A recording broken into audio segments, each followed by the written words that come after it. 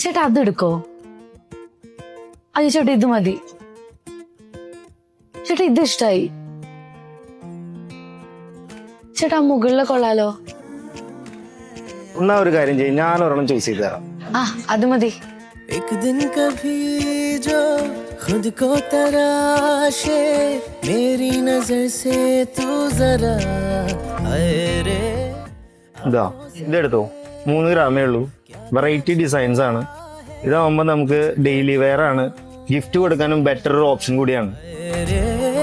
एक कहीं सी दास्ता दास्ता कहने लगेगा आईना सुभान अल्लाह जो हो रहा है.